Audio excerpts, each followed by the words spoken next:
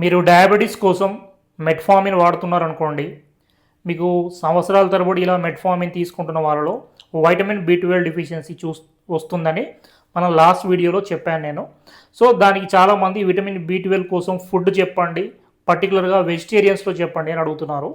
So non వెజిటేరియన్లో చాలామందికి vitamin B12 అనేది ఈజీగా దొరుకుతుంది. మనం చికెన్ తీసుకున్నప్పుడు, లేకపోతే మటన్ తీసుకున్నప్పుడు, సో ఎగ్స్ తీసుకున్నప్పుడు ఆటోమేటికల్లీ మీకు విటమిన్ బి12 అనేది డెఫిషియన్సీ తగ్గుతుంది.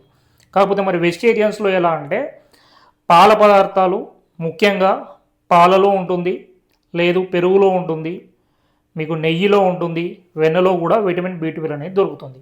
అందుకోసమే మన ఇండియన్స్ పిల్లలకి రెగ్యులర్గా పాలు తాగించడం, పెద్దవాళ్ళు కూడా పాలు తాగడం రెగ్యులర్గా చూస్తుంటాం. సో అయితే ఇంకా దీంట్లో మీకు పాలు మీరు ఎప్పుడైతే పెరుగు తోడు పెడతారో, తోడుకున్న తర్వాత ఈ పెరుగు పైన ఉండే వైట్గా కొద్దిగా వాటర్ లాగా ఫామ్ అవుతుంది నెక్స్ట్ డే.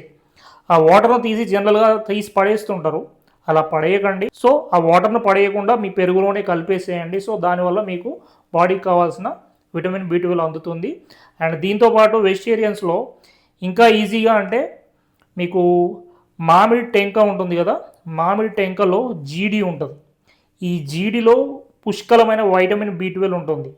మీకు 100 ml ఈ మామిడి జీడిలో మీకు ఆల్మోస్ట్ ఒక 10 to 12 మైక్రోగ్రామ్స్ అనేది మనకు బి12 అనేది ఉంటుంది.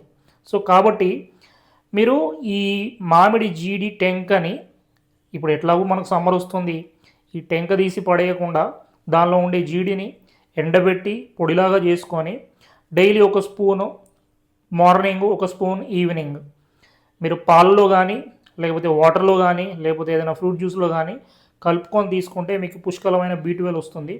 యాక్చువల్లీ మీరు నాన్ వెజ్ తిన్నా, ఇప్పుడు నేను చెప్పినట్టు పాలలో మామిడి జీడి టెంక వేసుకొని జీడి తీసుకున్నా, కొంతమందిలో బి12 అనేది మనం డైటరీ ఫుడ్ ద్వారా తీసుకున్నా, లేకపోతే ఇంజెక్షన్స్ ద్వారా తీసుకున్నా, లేదు ట్యాబ్లెట్స్ ద్వారా తీసుకున్నా, కొంతమందిలో అయినా బి12 లోపం కనిపిస్తుంది. ఎందుకంటే మీ పేగుల్లో ఉండే మంచి బ్యాక్టీరియా అనేది తగ్గిపోతే అక్కడ అబ్జార్ప్షన్ అవుతుంది.